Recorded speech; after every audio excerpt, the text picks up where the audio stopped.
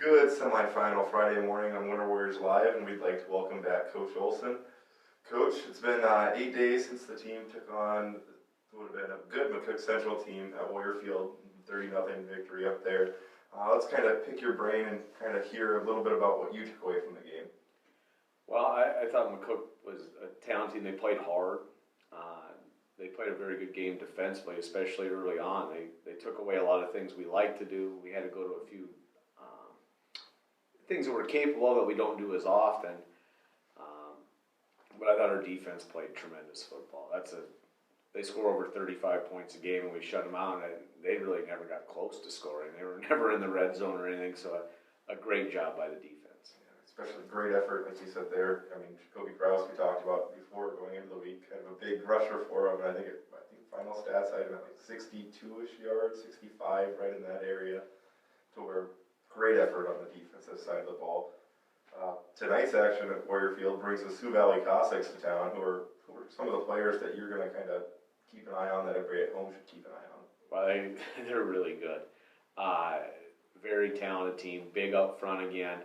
But their skill position guys are a handful. Number 5, he's so fast. And he's not a little guy. I mean, he's 190 pounds and fast. They like to get him outside on jet sweeps, run him down seam routes, wheel routes. He's a big play waiting to happen, but he's not the only one. Their quarterback, he's big, number 10, 6'3", over 200 pounds. I mean, he throws it 50 yards off his back foot. He's a talented kid, can run it. Number 6, the other wingback's a very good player. They got a couple of fullbacks, 3 and 22. 3's kind of the quick guy, 22's the hammer. 2 at wide receiver. They bring 16 in off the bench to play tight end, run him down the seam. I mean, they have big plays, throughout the roster. Sure. I mean, kind of weird. Sioux Valley is always one of those teams that seems really good, but I guess it seems like we've never really ran into them much going forward.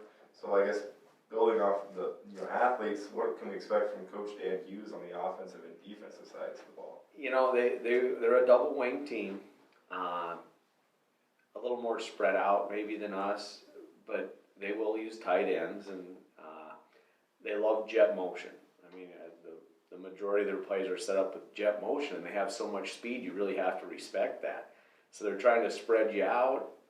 They'll run it off tackle, and you'll see some plays that are similar to ours. We've got jet sweeps, and they'll run trap and dive and blast off tackle, and a lot of those plays. But they get you spread out, worried about that speed, and then you get spread out, and you don't have any depth in the secondary, and then it's fast guys up a seam with a good quarterback. They can strike from anywhere, anytime. Okay. Then, playing in the semifinals, nothing new to the Warriors at all.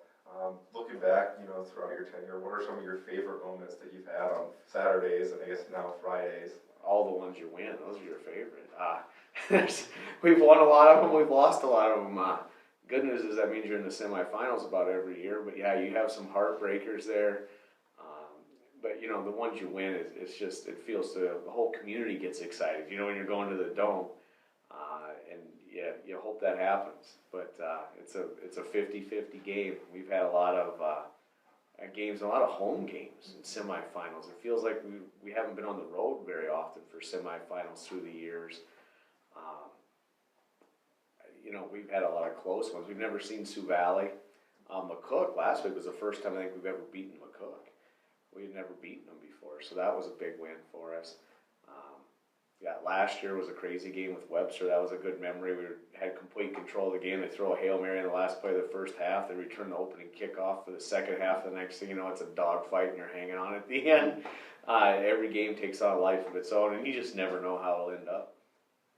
Well, I'd say that's a pretty good answer there, Coach. And then I guess one more question for you. And you don't really want to put you on the hot seat, I guess, but looking at the other 11B semifinal, what are your kind of thoughts? Who are you expecting to see come out of that dogfight between Mobridge Pollock and Bridgewater Emory? I don't know. They're both undefeated. You can't do better than that. All you can do is win the game in front of you. I think Bridgewater Emory Ethan's probably seen a tougher schedule, and they're at home, so they're probably favored. But Mobridge had to impress you last week. That's a pretty good St. Thomas More team. They held them to 9 points, so they played some good defense and kind of had control of that football game. you know, so that was their first real test of the season, I would say. So I think a lot of people didn't know which way that would go. So, you know, that gives Mobridge Pollock a puncher's chance in that game. But, you know, I think Bridgewater Emery's probably favored. All right, Coach, thanks for coming down again. You know, make sure to everybody check out Warrior Field tonight at 7 p.m. as the Winter Warriors host the Sioux Valley Cossacks in this 11B semifinal game. And thanks, Coach, and good luck tonight. Thanks for having me, Caleb.